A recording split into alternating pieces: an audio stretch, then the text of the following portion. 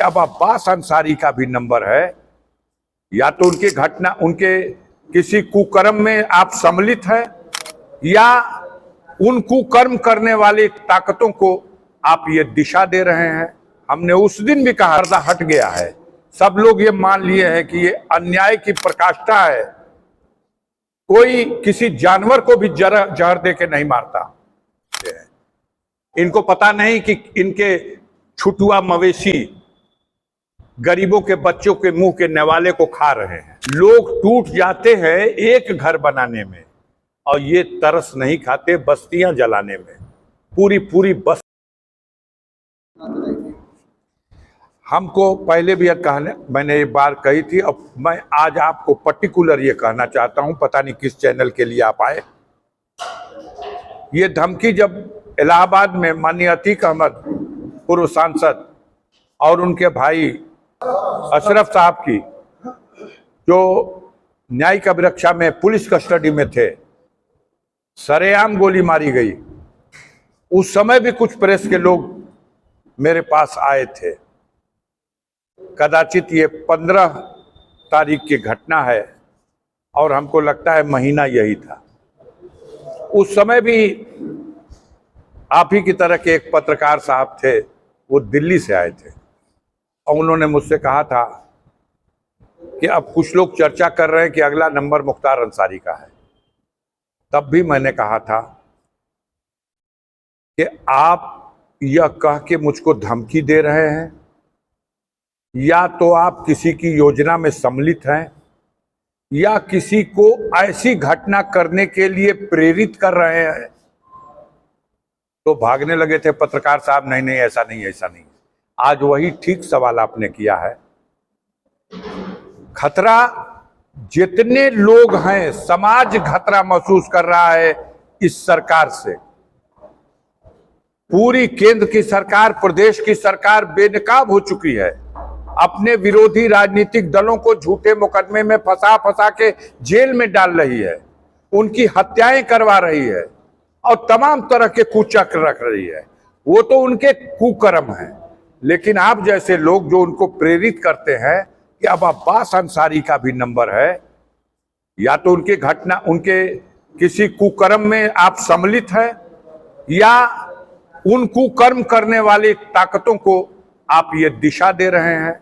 हमने उस दिन भी कहा था, आज मुख्तार नहीं हमारे बीच, लेकिन हमने उस दिन भी कहा था कि हमारा ईमान है कि जिस दिन हमारा समय पूरा हो जाएगा, हम एक सांस ज्यादा जी नहीं सकते, और जब तक हमारा समय पूरा नहीं है, कोई हमारा बाल बांका नहीं कर सकता।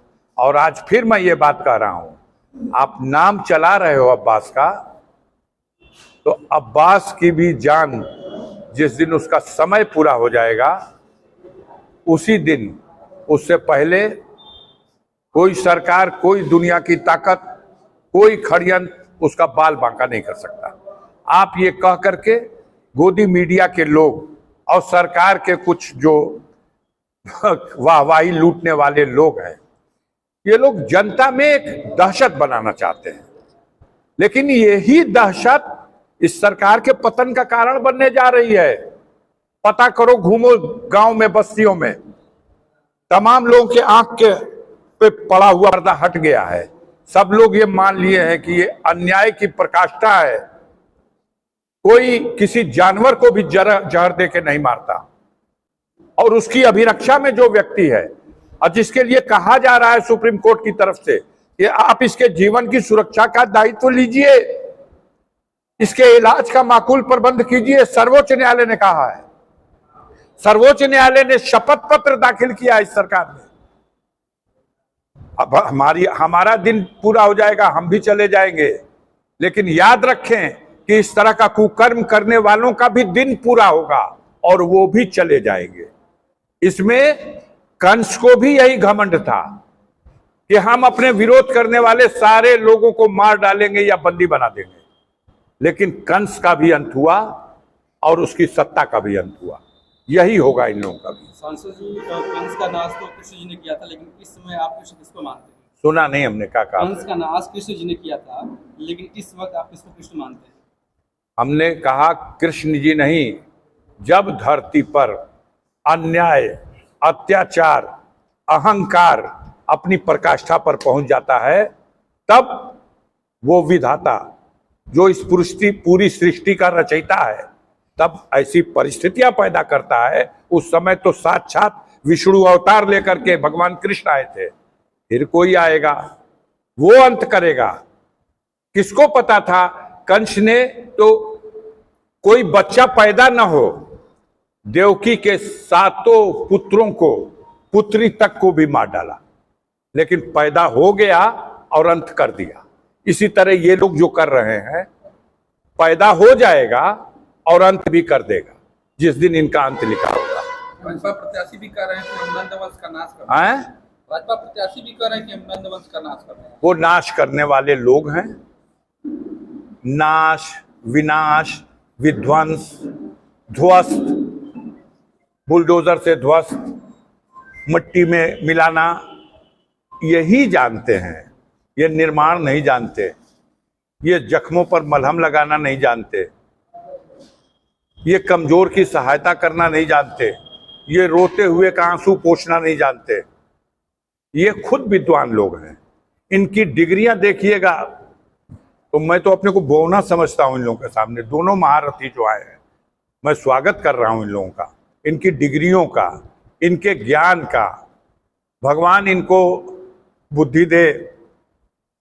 अगर नाश करना ही उसका मंत्र जानते हैं और कहते हैं कि हम वंशज हैं चाणक्य के, तो चाणक्य ने तो ये भी कहा था, जब चाणक्य के अनुयायियों ने कहा कि आप राजा क्यों नहीं बनते, आप दूसरे को राजा क्यों बना रहे हो, खुद राजा बनो।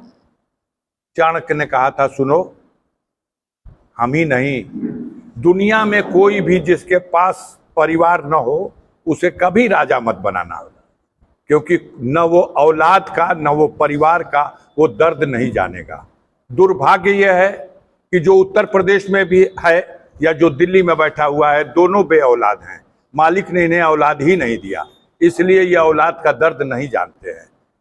इनको पता नहीं कि इनके छुटुआ मवेशी गरीबों के बच्चों के मुंह के नेवाले को खा रहे हैं। इन्हें पता नहीं कि एक भवन बनाने में लोग टूट जाते हैं एक घर बनाने में, और ये तरस नहीं खाते बस्तियां जलाने में। पूरी पूरी बस्ती उजाड़ दी जा रही है। समय आएगा और आ गया है। 2024 में नरेंद्र मोदी की सरकार का पतन निश्चित है। सारे सर्वे और आप गोदी मीडिया जितने दिन उसको छुपाए रहिए, जनता के अंदर करंट है, और वो करंट है कि वो देश के संविधान को बचाएगा, वो देश के लोकतंत्र को बचाएगा, और देश की जनता, नर नारी, हर वर्ग, हर समाज, हर जाति, हर धर्म के लोग ये संकल्प ले चुके हैं। मुट्ठी भर लोग जो उनके भक्त हैं और खरीदी हुई बिकी हुई मीडिया है, जितनी देर तक उनकी गाड़ी को अभी खेती रहे। नतीजा आएगा 4 जून को, सत्ता का पतन होना निश्चित है।